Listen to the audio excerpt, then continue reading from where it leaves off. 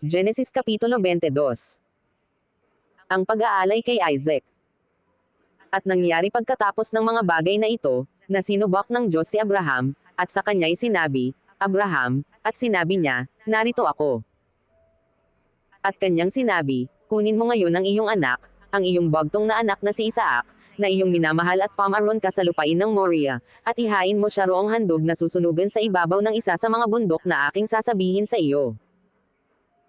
At si Abraham ay bumainggong maaga, at inihanda ang kanyang asno, at ipinagsama ang dalawa sa kanyang mga alila, at si Isaac na kanyang anak, at nagsibak ng kahoy para sa haing susunugan, at bumangon at naparoon sa dakong sinabi sa kanya ng Diyos. Nang ikatlong araw ay itinangin ni Abraham ang kanyang mga mata at natanon niya ang dakong yaon sa malayo. At sinabi ni Abraham sa kanyang mga alila, maghintay kayo rito sangpo ng asno, at ako at ang bata ay paroroon doon, at kami ay sasamba, at pagbabalikan namin kayo. At kinuha ni Abraham ang kahoy ng handog na susunugan, at ipinasan kay Isaac na kanyang anak, at dinala sa kanyang kamay ang apoy at ang sandang, at sila'y kapwa yumaong magkasama. At nagsalita si Isaac kay Abraham na kanyang ama, na sinabi, Ama ko, at kanyang sinabi, narito ako, anak ko, at sinabi, narito, ang apoy at ang kahoy, ngunit saan naroon ang korderong pinakahandog na susunugan? At sinabi ni Abraham, Diyos ang maghahanda ng korderong pinakahandog na susunugan, anak ko, ano pat sila'y kapwa yumaong magkasama. At sila'y dumating sa dakong sa kanya'y sinabi ng Diyos, at nagtayo si Abraham doon ng isang dambana, at inayos ang kahoy, at tinalian si Isaac na kanyang anak at inilagay sa ibabaw ng dambana, sa ibabaw ng kahoy. At iniunat ni Abraham ang kanyang kamay at hinawakan ang sandang upang patayin ang kanyang anak.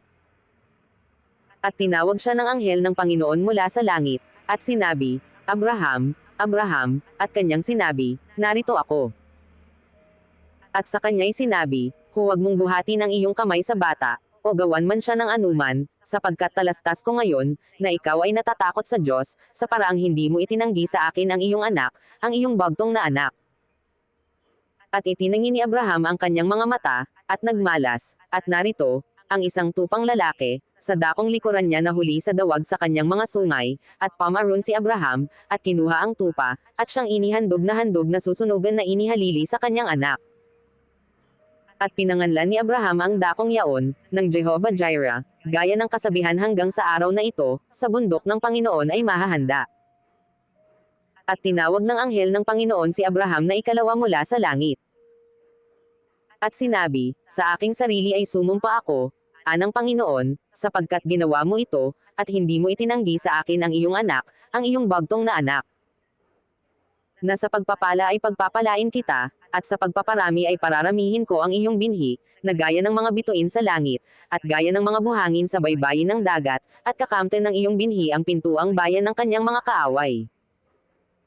At pagpapalain sa iyong binhi ang lahat ng bansa sa lupa, sapagkat sinunod mo ang aking tinig. Sa gayo'y nagbalik si Abraham sa kanyang mga alila, at nagsitindig at sama-samang nagsiparon sa Beersheba, at tumahan si Abraham sa Beersheba. At nangyari, pagkatapos ng mga bagay na ito, na ibinalita kay Abraham na sinasabi, narito, si Milka rin naman ay nagkaroon ng mga anak kay Nahor na iyong kapatid. Si Huz ang kanyang panganay, at si Buz na kanyang kapatid, at si Kemil na ama ni Aram. Si Chesed din naman, at si Hazo, at si Pildas, at si Jidlaph, at si Bethuel. At naging anak ni Bethuel si Rebekah, ang walong ito ay naging anak ni Milka kay Nahor na kapatid ni Abraham. At ipinanganak din naman ng kanyang babae na tinatawag na Reuma, si Tiba, at si Gaham, at si Taas at si Maacha.